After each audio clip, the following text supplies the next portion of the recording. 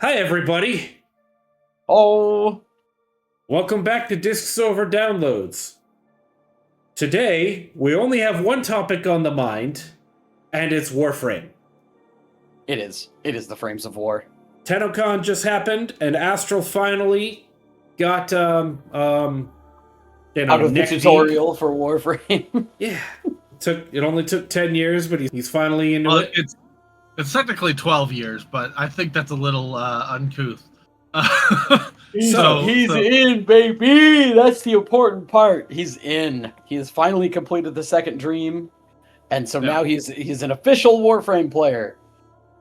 So I think we're gonna start with real easy. Astral, as the youngest Tenno baby in the group. Rude. Let's talk about what your experience with the game has been so far. Well, okay, so I've played this game on and off for the past, it's what, 12, 13 years now? And well, it can't be 13, because you would have a closed beta tag on your account, so it's Gotcha, not 12. 13. It was 10 earlier this morning. I don't know how we're at 12 and 13. Because I'm talking, because I played it after it came out originally. Back when it was just, when it was for real, when it just started, and then I stopped playing because I didn't get very far. And this time, the reason it stuck, because I finished the tutorial. So what do you like? What do you not like? What is tickling you about the game now that you're in? I think that, for all of the stealth missions should have a loud option, but that's just me. They technically do. It's the timer. Yeah. Aside from that, everything else, I love defense missions. Those are really fun. Oh yeah. I really like the story, and hashtag no spoilers. But it's very fucking good. Yep. Once you get past the second dream, everything opens up for you, and you start understanding what this game is really about. Yeah. It's one of the biggest. It's like probably one of the best things and one of the worst things about Warframe is that opening like 25 to 30 hours. You have no idea what's going on. You have no idea what you're doing. You don't get why you're fighting all these guys or why you're leveling up these weapons or what the deal is with these Warframes. Like, you don't understand anything about what's going on in the story. And the game doesn't stop you and say, hey, here's what's wrong. Here's why you care about this. Most of these games, they wake you up. Chief, we're getting you out of cryosleep. There's aliens and they're attacking Earth. Here's your gun. There's no bullets, but you'll find some. Go kill people. There's a hallway that way. Just shoot them, right? And there's nothing wrong with that. That's a great way to start a game. But this game starts you off with, good morning. It's been 1,000 years. Oh, is there anything I need to know? Yup. Good luck. We're not gonna tell you, but then the second dream tells you, and suddenly everything clicks. So it's one of the worst things because you're just flying blind for like 25 hours, which is a long time. Even in a game you're going to play for thousands of hours, that is a long period of time to not know what you're doing or what's going on. But then when you hit that moment, I'm sure Astral will agree with me on this. When you hit that moment where everything clicks, it's worth it. Like, all that 25 hours pays off. So it's tough, but once you're past that, It introduces you to the current state of the origin system. And then, after you understand your surroundings, decides to tell you your place in it. yeah, that's exactly right. I couldn't put it better than that if I tried. And it really is just such a wonderful thing once you start to layer the RPG mechanics on top of the action combat. And you'd never expect it. Most of the time you see a free-to-play game and you think to yourself, I know exactly what this is. Like, I'm going to play it, and there's going to be a story that's on there because, you're expected to have a story, and it's not going to mean much. And it's just an excuse to go to an island and kill a bunch of things and get a bunch of loot and, like, whatever. And then you're gonna run up against, some paywall, some expansion you have to pay for, some amount of money you have to spend to get a random character, and Warframe just never does that to you. You can just always earn it. I'll say I just did the one of the little horror expansions. Yeah, did you was it Whispers or Chains? I think it was Chains of Harrow. Yeah. So Chains of Harrow, you get into, and you're expecting like this. This is another place where they sort of misled the community, where they were like, "Here's the expansion about Harrow, like here's where you're gonna unlock the priest frame." The Chains of Harrow, set up what the story we ended up progressing through, and the villain that we've been going up against for a decade. And they didn't lead with that. They didn't come out and say, "Hey, this is where we're introducing the big bad." They said, "Here's the Harrow themed one," and it became this story about autism and about sacrifice for your friends, and about it became about this amazing thing. It became about emotion. It became about feeling, and it turned into the villain we've been pursuing, like I said, for 10 years, who set all this in motion. It's such a radical thing, and it's what DE is good at. DE is really, really good at setting things up and not telling you, so that you get to go into the game and experience it yourself and have fun with it. They go, "Hey, here's our hard-boiled detective. He's played by Matt Mercer." And you're like, "Okay, cool, but what's he investigating?" "Oh, wouldn't you like to know?" Like, they're very good at that. I love them for it. But yeah, so Shadgun mentioned it. We just had TennoCon, and I guess I just kind of revealed a little bit about what they talked about. But years ago, they mentioned Tau, which is this other solar system. So the Warframe takes place, 90% of Warframe takes place in the Origin system, which is just our system. It's, Sol, Earth, the Moon, where we live.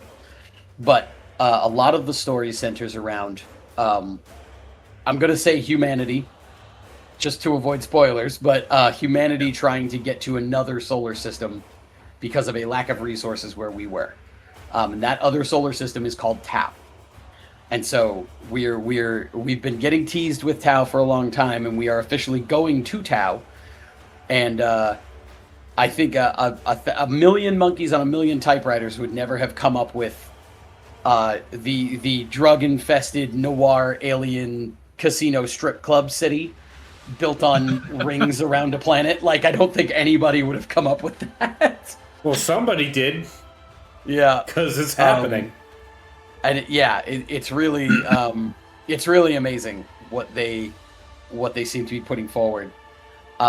They're also advertising a card game that uses a standard 52 card deck, and it looks interesting, but it's being positioned as a game that you can actually just play and actually get good at. So unlike a lot of games, they seem to be going into the casino with the idea that you are going to be able to play it. It's not just a set piece. They seem to want you to be able to have fun and play the game, which I'm very excited about. It'll probably just be for in-game currency. It won't be for real money currency, of course. No, because then there would be actual gambling.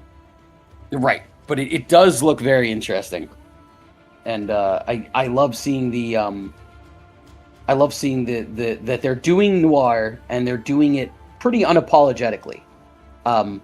The new Warframe Briscoe, who Matt Mercer voices the internal monologue of because Warframes cannot speak. And he's got, they've done everything. He's got the exalted snub-nosed revolver. So he always has the pocket pistol. The outside of his frame is designed to look like the old trench coat. The top of his helmet comes off like a fedora. Like, he leans against the table to do the gambling.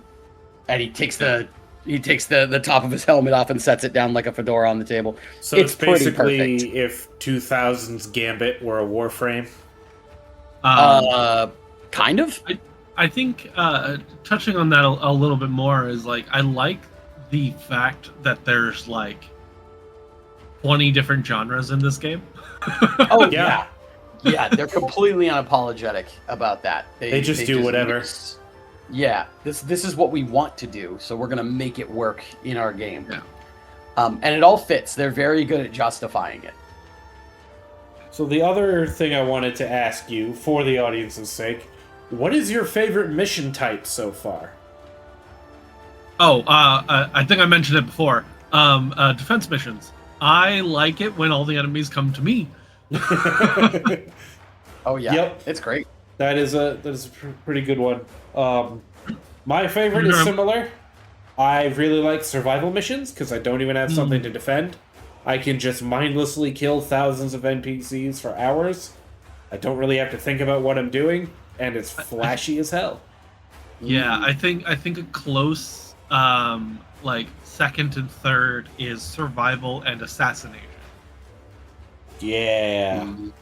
Those are really good. I like the quick and done ones, but I also like ones where I can modulate it myself, for example. My favorite missions are the ones I get to play with you guys. Oh no! His actual favorite is alchemy. I will kill you. I will have you assassinated. So, you haven't gotten there yet, Astral, but there is a game mode called Alchemy later on, and it's not very bad, it's not very complicated. The problem is randos never run the mechanics. There is an objective you have to do, and the mission doesn't end until it's done, and people walk in there like it's a survival mission and just butcher everything and don't do the mechanics, so it never ends. So it's more frustrating just playing it with randos. Yeah, it's very frustrating for me. So yeah, that's the backstory of fuck alchemy, dude.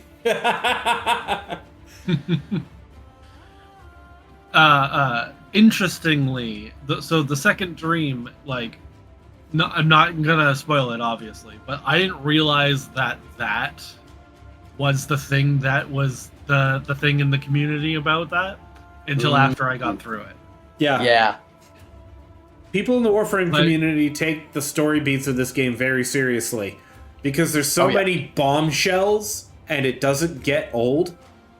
Yeah. Because they sprinkle little bits of it here and there and hint at certain things, but they never quite reveal enough that you can guess at it. I have never successfully guessed a plotline ahead of time.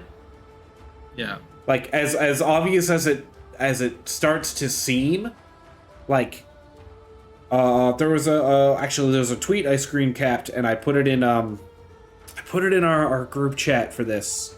This is from Hi Elvin on Twitter, X, whatever you want to call it.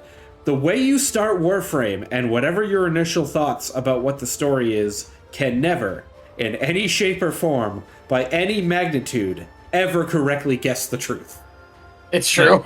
It's very true. Whatever you think is going on, you might be partially wrong. You're more likely to be completely wrong. Yeah. And you won't be disappointed. No, of course. It's an absolutely amazing game. We stand Warframe. I love that they're responsible developers, you know? Yeah. I love that they accidentally put gambling in their store once. And they saw that it was very, very profitable, and they went and changed it so that it wasn't that anymore. They didn't want the gambling in there, you know? Yeah. And it's where most game companies are intentionally finding ways to put gambling mechanics into their game to get the maximum amount of money out of people. Seeing a company that goes, no, we're not doing that, is just really refreshing. Yeah, I can't get enough of Warframe just as a package deal. There's items in the game. I don't think Astral's encountered any of these yet, but there's items in the game you can buy that you cannot buy for the in-game currency. You have to pay money dollars for items called Tenno-gen. And the Tenno are the players of the game. That's what we're called. So Tenno-gen is literally Tenno-generated items. You can make items and submit them to the developers, and the developers will put them in the game. And not only do they credit you and say, hey, this item was made by, this person, and they'll put your name there, your alias or whatever you want. You also get, I think it's 40 or 30% of the sale price of that item every time it sells. They just start paying you checks. And multiple players have actually quit their jobs and make their money off of making cosmetics for Warframe. That's how they live now. It's how they pay for their mortgage. It's how they feed their family.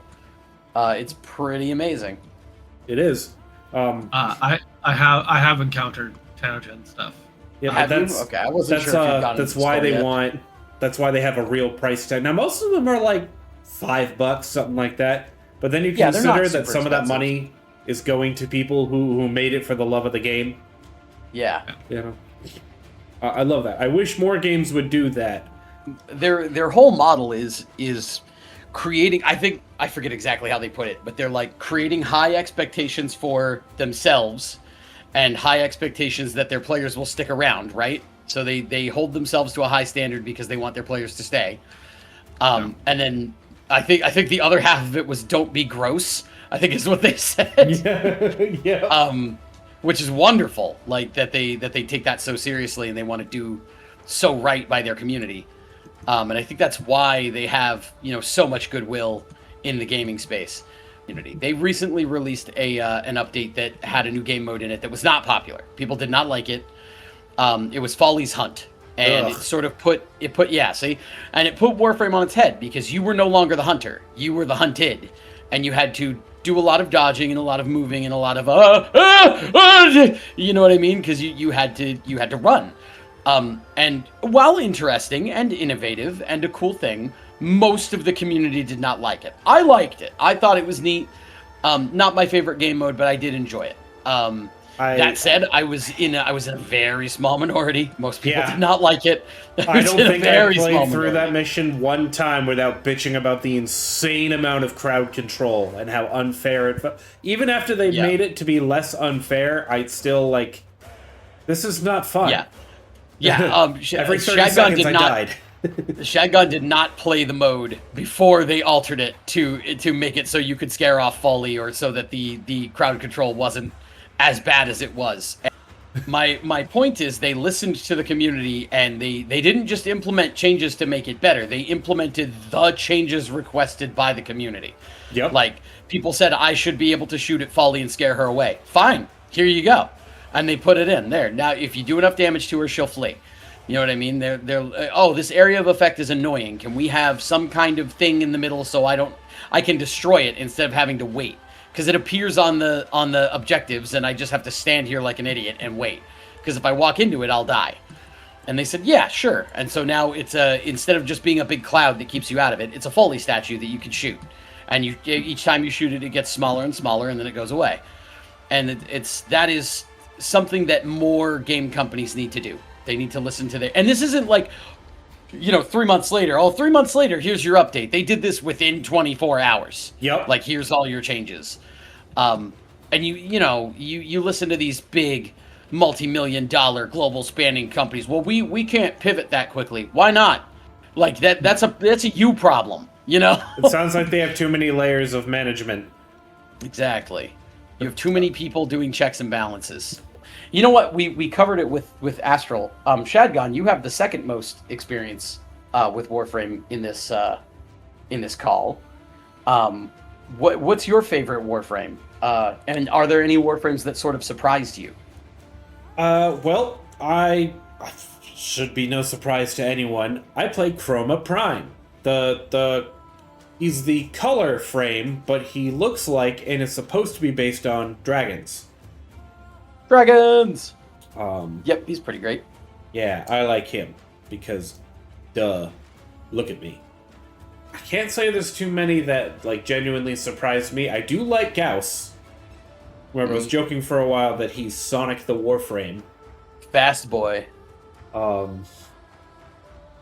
don't think there were any that I went to use that I was immediately like, I need to use this again and again. I have a couple that I've liked, but I got the frame I was really excited about really early, and then just that may or may not have colored how I feel about other frames. Yeah. Notice I only really play Chroma Prime, and You like Excalibur, and everyone likes Excalibur. Yeah. Yeah. yes. He's my favorite frame for sure. If there was another one besides those three that I liked, if I were to say top five, let's do that. Top five.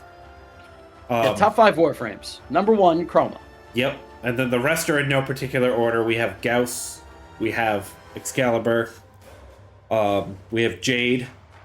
If I were to play like an actual support, that's why I knew you would like Jade, because I played Jade and I enjoyed it. That's my favorite Warframe. You have to pick a different favorite Warframe. You could pick a different one. You guy picked it first.